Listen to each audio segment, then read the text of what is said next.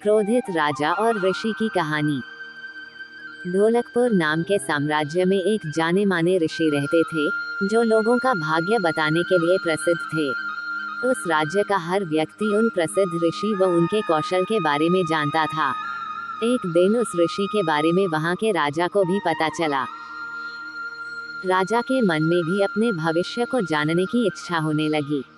इसी के चलते उसने अपने सैनिकों को ऋषि के पास भेजा और पूरे सादर सम्मान से उन्हें महल लेकर आने का आदेश व आमंत्रण दिया।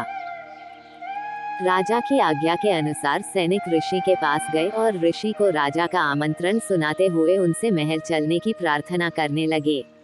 ऋषि भी सैनिकों के साथ महल चलने के लिए तैयार हो गए। जब ऋषि महल पहुंचे तो राजा ने बड़े ही उत्साह से उनका स्वागत सत्कार किया और उन्हें अपने दरबार में सम्मान के साथ बैठाया। जब ऋषि ने थोड़ा आराम कर लिया तो राजा ने ऋषि के सामने अपने मन की इच्छा रखी और उनसे अपने भविष्य के बारे में पूछा। ऋषि ने राजा से उसकी जन्म कुंडली मंगाई और उसे ध्यान से देखने लगे। कुछ देर तक राजा की कुंडली देखने के बाद प्रसिद्ध ऋषि ने राजा को बताया कि भविष्य में उनका भाग्य आशीर्वाद भरा हुआ है और जीवन में सब कुछ अच्छा ही होगा। इस तरह ऋषि ने राजा के भाग्य में बारे में अच्छी अच्छी बातें बताई। राजा खुद से जुड़ी अच्छी भविष्यवाणी सुनकर बहुत प्रसन्न हुआ। उसने खुश होकर ऋषि को सोने और चांदी का उपहार दिया।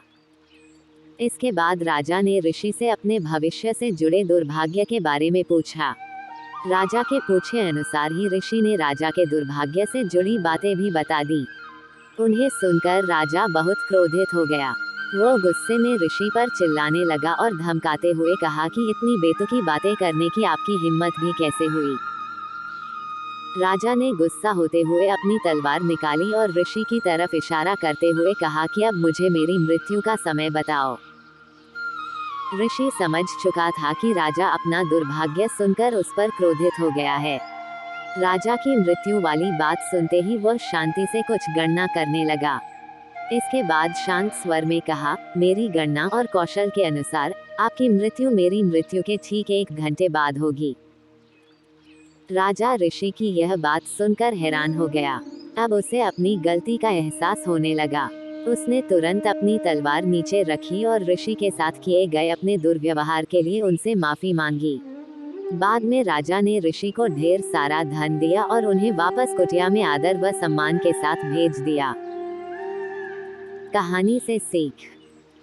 मुश्किल परिस्थितियों में हमें समझदारी से काम लेना चाहिए और मन को शांत रखना चाहिए।